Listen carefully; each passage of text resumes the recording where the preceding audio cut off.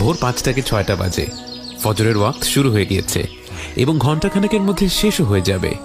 সেই মহামূল্যবান সময়ে একদল ভাগ্যবান মুসলিম ঘুম থেকে উঠে শারীরিকভাবে পবিত্র হয়ে বের হয়ে গেছেন আল্লাহর স্মরণে।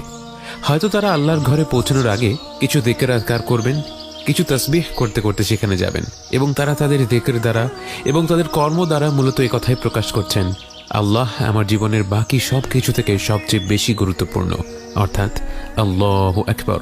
অথচ আমাদের উম্মতের বেশিরভাগ মানুষই সেই বরকতময় সময়ে তাদের বিছানায় শুয়ে আছেন।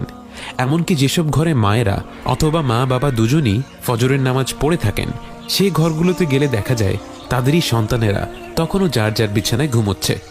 এরপর ফজরের ওয়াক্ত শেষ হয়ে যায়, ধীরে ধীরে সূর্যোদয় হয় এবং এখন হচ্ছে স্কুল বা অফিসে যাওয়ার সময়। হঠাৎ করে পুরো ঘরটা যেন জেগে ওঠে, তাদের অ্যালার্ম ঘড়িগুলো সাইরেনের মতো বেজে ওঠে।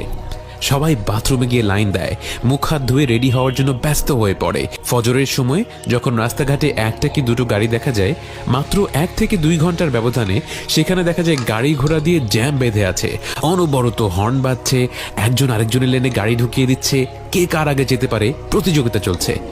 এই 2 ঘন্টার চিত্র আমাদের বর্তমান মুসলিমদের পরিস্থিতির ব্যাপারে একটি সুস্পষ্ট ধারণা দেয়। এমন অনেক বাবা মাই আছেন যারা চান তাদের সন্তানেরা ফজরের নামাজ পড়ুক, কিন্তু ইচ্ছাটা শুধু ইচ্ছাই রয়ে যায়।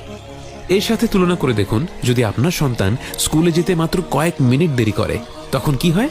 সাথে সাথে ঘরে টেনশন বেড়ে যায়। বাবা মা ঝড়ের বেগে সন্তানের ঘরে ঢুকে তাদের উঠিয়ে দেন, চারিদিকে হুলস্থুল কাণ্ড আরম্ভ হয়ে যায়।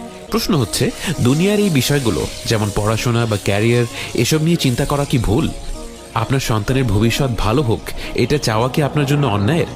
অবশ্যই নয়। বাস্তবে আপনি নিজের পায়ে দাঁড়াতে চান, সমাজে বোঝা হয়ে থাকতে চান না, এটাই হচ্ছে ইসলামিক, এটাই আমাদের দিনের শিক্ষা। কিন্তু এটা কিভাবে হতে পারে যে আমাদের স্কুল